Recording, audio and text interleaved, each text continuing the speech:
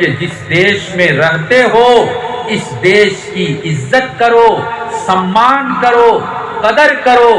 جس دیش میں رہتے ہو، جس دیش کا غلہ کھاتے ہو، جس دیش کا ماٹی تم استعمال کرتے ہو، اس دیش کے لیے جیسے تمہارے پروجوں نے، تمہارے بڑوں نے اپنی بلیدانی اور قربانی پیش کی ہے، ویسے اس دیش کے ساتھ محبت کرو اور اس دیش کی محبت اپنے دل میں بٹھا کر رکھو۔ کیوں؟ میرے نوجوان ساتھیوں، اس دیش کو آزاد کرانے میں، اس دیش کو دیش بنانے میں جس طرح سے ہمارے ہندو بھائیوں کا حصہ ہے، اسی طرح سے بلکہ اگر کہا جائے اس سے بڑھ چڑھ کر ہمارے مسلمان پروجوں کا، اکابر کا اور اسلاف کی بھی قربانی ہے، ان کی بلیدان اور ان کا بلڈ اور ان کا رکت ایک ایک علاقے میں بہا ہے، انہوں نے قربانی دیا ہے۔ یہی انڈیا ہے، یہی ہندوستان ہے۔ ابھی 26 جنوری یوم جمہوریہ، اس دن میں نے اپنے مدرسے میں بیان کیا اور میں نے کہا کہ آج مسلمانوں کو غدار کہا جاتا ہے، دہشت گرد کہا جاتا ہے۔ یاد رکھو، اس ملک کو آزاد کرانے کے لیے ایک نمبر پہ اگر نام آتا ہے موہن داس کرم چند گاندھی صاحب، گاندھی جی کا نام۔ وہ گاندھی جی جب چمپارن سے ستیہ گرہ کا شروع کرتا ہے، چمپارن سے ستیہ گرہ کا آغاز کرتا ہے، تو چمپارن کے اندر ان کا جو کوک تھا، کھانا بنا کر جو دیتا تھا، ایک مسلمان، ہسٹری میں، تاریخ کی کتابوں میں لکھا ہے، بٹک میاں انصاری تھا۔ بٹک میاں انصاری گاندھی جی کا کوک تھا، کھانا بنا کر دیتا تھا۔ انگریز نے بٹک میاں سے کہا کہ اگر تم زندہ رہنا چاہتے ہو، تم کو اپنی زندگی سے لائف سے پریم ہے، پیار ہے، تو گاندھی جی کے کھانے میں پوائزن ملا دو، زہر ملا دو۔ بٹک میاں نے کہا کہ میں مسلمان ہوں، اسلام ہم کو غداری نہیں سکھلاتا ہے، ہم غداری نہیں کر سکتے ہیں، ہم اپنے دیش کے وفادار ہیں۔ انگریز نے اس کے ایک لڑکے کو اپہرن کیا، اپہرن کروا کر اور اس کا سر کاٹا اور اس سر کو ایک پیکنگ کیا، خوب سندر پیکنگ کر کے بٹک میاں کے پاس گفٹ میں بھیجا۔ جب اس پیکٹ کو کھولا اور دیکھا کہ اپنے لڑکے کا سر ہے، رونے لگا۔ رونے کی بات ہی ہے، اپنا لڑکا ہے۔ انگریز نے کہا کہ بٹک میاں، اگر تم نے گاندھی جی کے کھانے میں پوائزن نہیں ملایا، بیش نہیں ملایا، تو تمہاری فیملی، تمہارے پریوار کے جتنے فیملی ممبر ہیں، ایک ایک کر کے سب کا گردن اور سب کا ماتھا تمہارے پاس بھیجا جائے گا۔ اب وہ کیا کرتا؟ ایک طرف فیملی کے ممبر میاں، ایک طرف بیوی ہے، بچہ ہے، بھائی ہے، بہن ہے، سب کی محبت، اور دوسری طرف گاندھی جی ہے جو آزادی کے ہیرو ہیں۔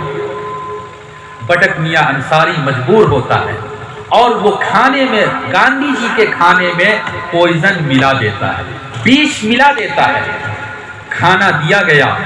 جب گاندھی جی نے کھانا اپنے منہ کی طرف اٹھایا، لقمہ لیا، کھانا منہ میں دینے والا تھا، بٹک میاں نے گاندھی جی کے ہاتھ پر زور سے مارا زور سے، اور کھانا نیچے پڑ گیا۔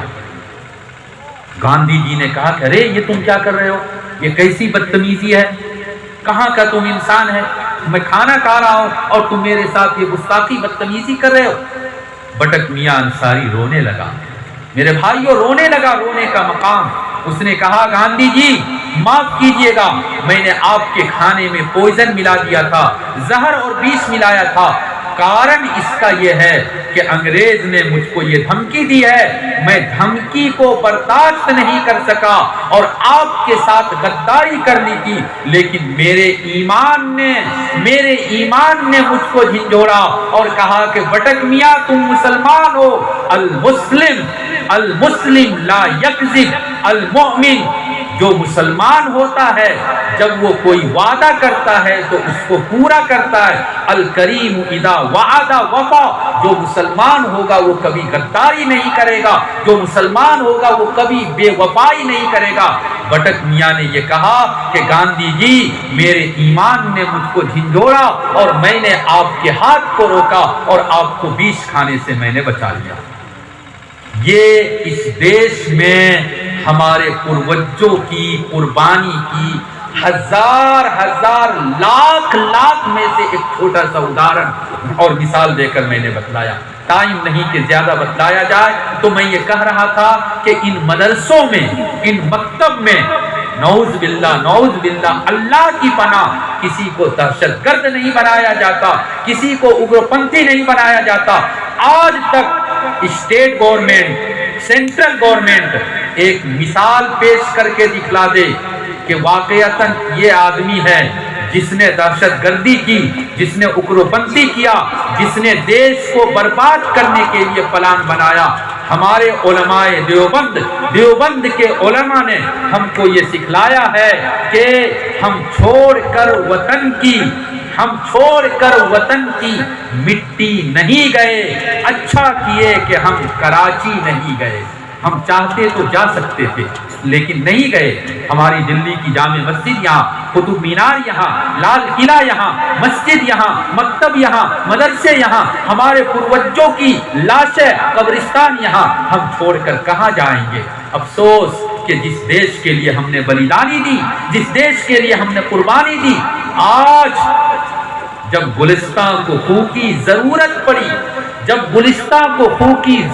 پڑی, سب سے پہلے ہماری ہی گردن کٹی. پھر بھی کہتے ہیں ہم سے, یہ اہل وطن یعنی دیش کے لوگ کہتے ہیں, پھر بھی کہتے ہیں ہم سے یہ اہل وطن, یہ چمن ہے ہمارا تمہارا نہیں.